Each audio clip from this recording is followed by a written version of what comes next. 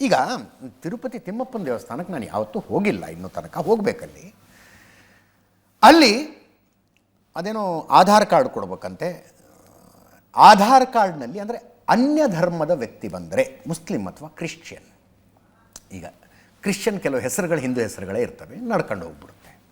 But ತೀರಾ ಗೊತ್ತಾಗುವಂಥ ಹೆಸರು, ಈಗ ರಾಬರ್ಟ್, ಸೆಬಾಸ್ಟಿಯನ್, ರಾಬರ್ಟ್ ಕ್ಲೈವ್ ಇಂಥ ಹೆಸರುಗಳು ಬಂದರೆ ಅಲ್ಲಿ ಒಂದು ಅಂಡರ್ಟೇಕಿಂಗ್ ಬರೆದು ಕೊಡ್ಬೇಕಂತೆ, ನನಗೆ ತಿರುಪತಿ ತಿಮ್ಮಪ್ಪನ ಬಗ್ಗೆ ಗೌರವ ಇದೆ ಅಂತ ಬರೆದು ಕೊಡ್ಬೇಕಂತೆ. ಅದು ಯಾಕೆ ಅಂತ ಅರ್ಥ ಆಗಲಿಲ್ಲ ನನಗೆ. ಹಂಗಿದ್ರೆ ಯಾಕೆ ಬರೆದು ಕೊಡಬೇಕು? ಯಾಕೆ ಅಂದರೆ ಅಲ್ಲಿರುವ ತಿರುಪತಿ ತಿಮ್ಮಪ್ಪ ಮ್ಯೂಸಿಯಂ ಪೀಸ್ ಅಲ್ಲ. ನಾನು ಕುತೂಹಲಕ್ಕೆ ನೋಡ್ತೀನಿ, ತುಂಬ ನೋಡೋಕ್ಕೆ ಚೆನ್ನಾಗಿರುತ್ತಂತೆ, ಆದ್ದರಿಂದ ನೋಡ್ತೀನಿ.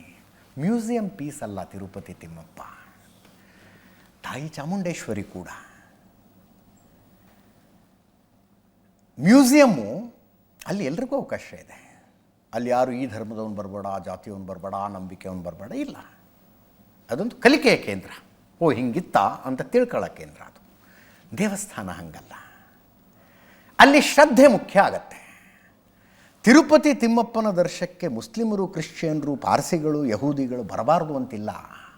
ನೀವು ಬರ್ತೀರಿ ಅನ್ನೋದಾದರೆ ಆ ತಿಮ್ಮಪ್ಪನ ಬಗ್ಗೆ ನಮಗೆ ಭಕ್ತಿ ಇದೆ ಅಂತ ಬರೆದು ಕೊಡಿ ಅಂತಾರೆ. ಮೋಸ್ಟ್ಲಿ ಅದನ್ನು ಪ್ರಶ್ನಿಸಿಕೊಂಡು ನಾಳೆ ಯಾರಾದರೂ ಹೋಗಿ ಆಯ್ತಪ್ಪ ನನಗೆ ಭಕ್ತಿ ಇಲ್ಲ, ನಾನು ಸುಮ್ಮನೆ ನೋಡೋಕ್ಕೆ ಬರ್ತೀನಿ ಅಂದರೆ ಉಳಿದವರ ಧಾರ್ಮಿಕ ನಂಬಿಕೆಗೆ ಏನು ಧಕ್ಕೆ ಆಗುತ್ತೆ ಹೇಳಿ ಅಂತ ಯಾರು ಕೇಳಿದ್ರೆ ಉತ್ತರ ಇರೋದಿಲ್ಲ ಅದಕ್ಕೆ.